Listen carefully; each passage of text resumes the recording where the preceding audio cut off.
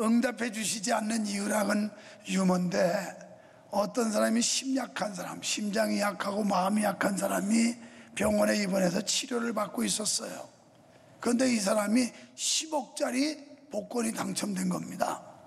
담당 주치의가 이 사람한테 잘못 얘기하면 심장마비로 죽을 것 같고 이걸 어떻게 이야기할까 고민하다가 이렇게 얘기했어요.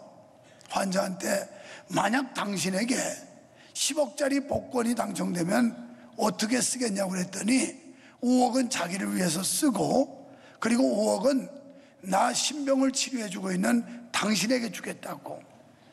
그 말을 듣고 의사가 죽어버렸어요.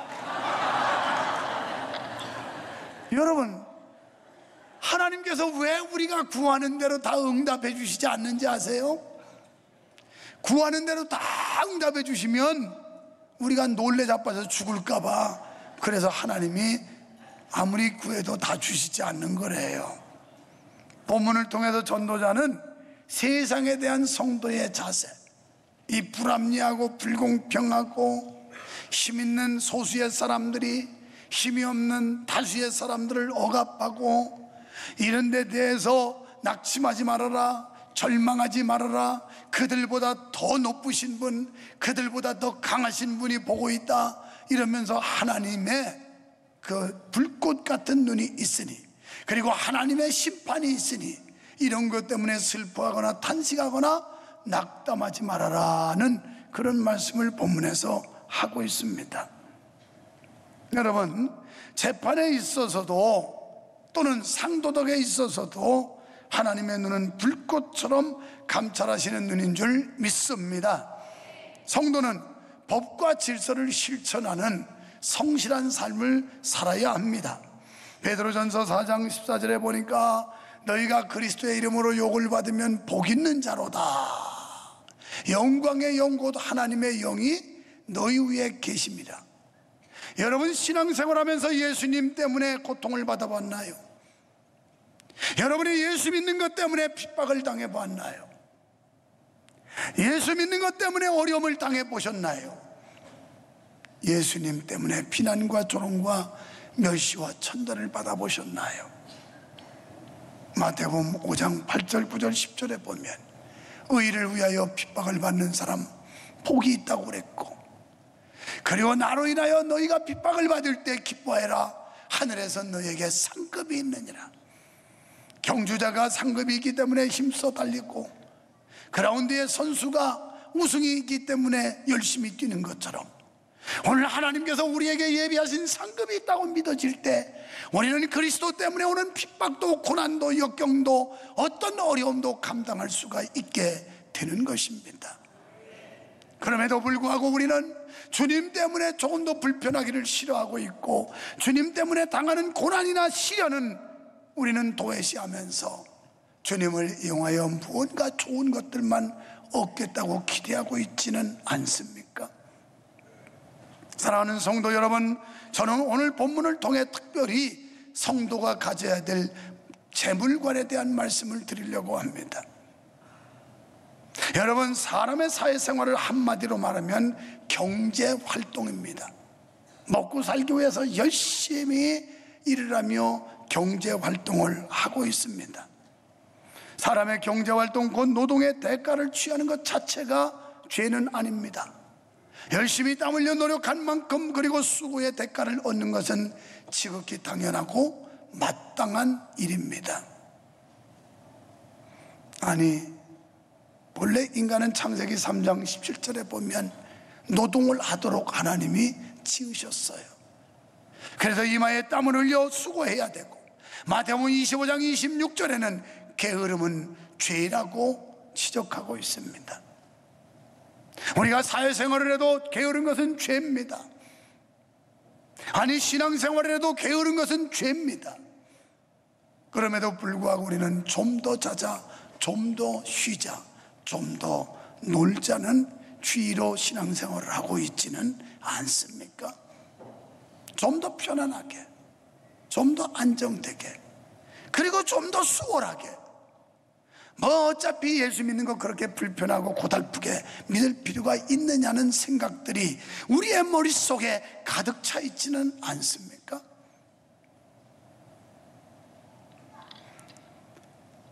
그런데 문제는 그처럼 힘쓰고 애써 모은 재물에 대해 어떠한 태도를 갖느냐에 따라 신자와 불신자의 차이가 드러난다는 것입니다. 불신자는 재물을 모으기 위해 온갖 수단과 방법을 가리지 않습니다. 그래서 모은 재물을 자신의 것으로 꽉 움켜쥐고 있습니다. 그것 때문에 싸우며 번민합니다. 뿐만 아니라 그것을 지키려고 얼마나 애쓰는지 모릅니다. 그러나 결과를 보면 우리는 놀라지 아니할 수가 없어요. 그 재물이 기쁨보다는 해악을 끼칠 때가 많다는 거예요. 그리고 이 재물은 어느 날 순식간에 없어질 수도 있다는 거예요. 그리고 죽을 때 하나도 가져가지 못한다고 15절로 16절에서 말씀합니다. 저가 모태에서 벌거벗고 나왔은즉 그 나온 대로 돌아가고 수고하여 얻은 것을 아무것도 손에 가지고 가지 못하리라. 여러분, 돈 좀 모으셨습니까? 집 좀 큰 집에서 살고 계십니까? 부동산을 많이 만드셨습니까? 그런데 죽을 때는 한 개도 못 가져간다는 거예요. 아무리 수십억 수백억의 재산을 축적했어도 죽을 때는 모태에서 나오던 모습 그대로 빈손으로 가야 합니다. 그래서 욥기 1장 21절에 보면 사람은 적신으로 왔다가 적신으로 돌아가는 게 인생이라고 말씀합니다. 유교의 창시자인 공자는 말하기를 마지막 유언을 하면서 자기 제자들에게 내가 죽거들랑 내 두 손을 관 밖으로 내놓고 사녀를 메고 가라. 그래서 사람들에게 인생이 무엇인지, 사람의 마지막이 무엇인지를 보여주게 하라. 그러면서 남긴 말이 인생은 공수래 공수거라는 말을 남긴 겁니다. 결국 빈손 들고 왔다가 빈손 들고 가는 겁니다. 이것이 우리가 모은 재산, 우리의 삶이라고 볼 때 우리는 성도로서 어떠한 재물관을 가져야 할 것인가를 새롭게 깨달아야 한다는 것입니다. 사랑하는 성도 여러분, 물질에는 만족이 없습니다. 은을 사랑하는 자는 은으로 만족함이 없고 사실 인간의 욕심은 한도 끝도 없습니다. 가지면 더 가지고 싶고 누리면 더 누리고 싶고 얻으면 더 많이 얻고 싶고, 이것이 인간의 욕망입니다. 사람의 욕심입니다. 사실 인간이 삶의 목적을 물질에 둔다면 이 사람은 평생 만족함이 없을 것입니다. 디모데전서 6장 10절에 보면 돈을 사랑함이 일만하게 뿌리가 되나니 이것을 사모하는 자들이 미혹을 받아 믿음에서 떠나 많은 근심으로서 자기를 찔렀느니라. 여러분, 돈이란 인격체가 아니기 때문에 사랑해야 될 대상이 아닙니다. 돈은 우리가 지배하고 다스려야 될 그런 종입니다. 우리는 물질에 지배를 당하는 게 아니라 물질을 지배하고 다스릴 수 있는 그런 권세와 그런 믿음의 능력을 소유해야 합니다. 성도는 돈을 가지고 만족을 얻으려 해서는 안 되며 하나님이 주신 돈을 유익하게 잘 써야 합니다. 성도는 이 눈으로 보는 것으로 만족하려고 하면 안 됩니다. 눈으로 보여지는 것들은 영적인 것과 거리가 멀기 때문에 그래요. 성도에게 중요한 것은 물질을 얼마나 소유했느냐가 중요한 게 아니라 물질을 얼마나 잘 쓰고 사용했느냐가 더 중요한 겁니다. 영혼을 위해 소유한 물질을 어떻게 선용했느냐는 것입니다. 12절에 보니까 노동자는 편안하게 잠을 잘 자는데 부자는 번민한데 잠을 못 자고. 왜? 지키려니까 두렵죠. 세상의 권자를 지키려니까 밤잠을 설쳐야 될 것이고, 자기 많은 재물과 은금 보아 이걸 지키려니까 번민하게 될 것이고, 아무것도 없는 사람은 그냥 그저 들어누우면 잠자는 거예요. 걱정이 없어요. 두려움이 없어요. 없으니까. 그렇다고 여러분 가난하게 살라는 말은 아니에요. 그러면 이 말씀은 뭐냐? 물질을 통한 만족감이 없다는 말이에요. 세상의 물질을 아무리 가지고 있어도 거기에는 만족도 행복도 없다는 말씀입니다. 그러면 우리에게 맡겨주신 물질을 어떻게 잘 관리해야 할까요? 먼저 자족하는 마음을 가져야 합니다. 지금 하나님이 내게 주신 건강, 지금 하나님이 많지는 않지만 지금 내게 주신 물질, 이런 것들을 가지고 자족할 수 있어야 돼요. 감사할 수 있어야 된다는 거예요. 데살로니가전서 5장 16절로 18절에 보면 항상 기뻐하라 그랬어요. 쉬지 말고 기도해라. 범사에 감사해라. 이래도 감사하고 저래도 감사하고 그저 감사하라. 이는 곧 너희를 향하신 하나님의 뜻이니라. 하나님은 우리가 기뻐하는 거 좋아하신대요. 기도하는 거 좋아하신대요. 감사하는 거 좋아하신대요.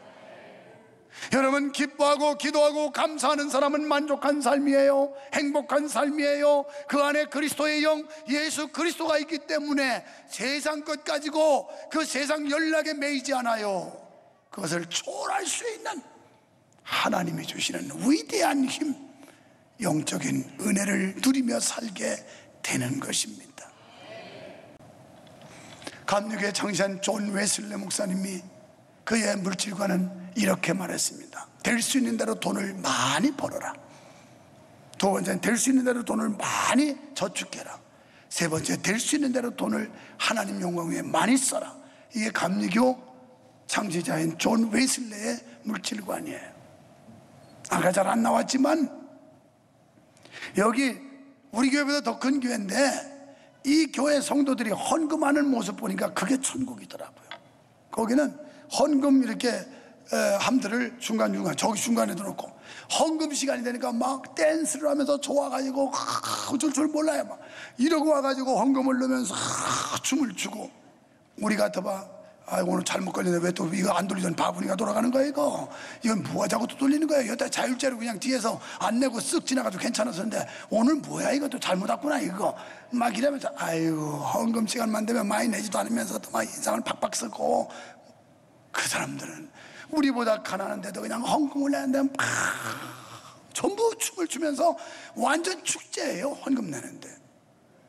사실 이게 정상이에요. 하나님 드릴 수 있는 기회를 주셨고, 드릴 수 있는 물질을 주셨고, 내게 일터를 주셨고, 나에게 건강을 주셨고, 그래서 하나님 앞에 드릴 수 있으니 감사합니다. 하나님 감사합니다. 막 이러면서 뱅글뱅글 돌으면서 전체가 그 수천 명이 중간중간 막 다 돌아가면서 춤을 추면서 헌금을 내더라고요. 우리도 좀 한번 해보고 싶어요. 여기다도 갖다 놓고 중간에 갖다 놓고 전부 일어서서 춤을 추면서 헌금을 갖다 넣으라고. 그러면 지금보다 더 얻을 수도 있을 것 같아. 막 지금은 뭐 입 싹 닫고 그냥 쓱쓱 들어온 사람 많을 테니까. 다른 교회처럼 뭐 돌리는 것도 아니고 자율제로 하라니까 뭐 누가 보는 것도 아니고, 아이 뭐 하나님이 본다니까. 하나님이. 여러분 시편 139편에 뭐라고 그랬냐면 하나님은 안 계신 곳이 없다는 거예요. 하는 거죠. 우리의 앉음도 아시고 일어섬도 아시고 우리의 입으로 말하는 것도 아시고, 저 음부에 내려갔더니 거기도 계시고 땅끝에 갔더니 거기도 계시고 하나님이 안 계신 곳이 없더라. 이 자리도 하나님이 계신 거 믿어지시면 아멘 합시다. 하나님이 이 예배를 불꽃 같은 눈으로 하감하시며 받으신다고 믿어지면 아멘 합시다. 그럴 때 이 예배는 살아있는 예배가 될 수 있고, 그럴 때 예배자인 여러분은 진정을 다하고 신령한 예배를 드릴 수가 있는 거예요.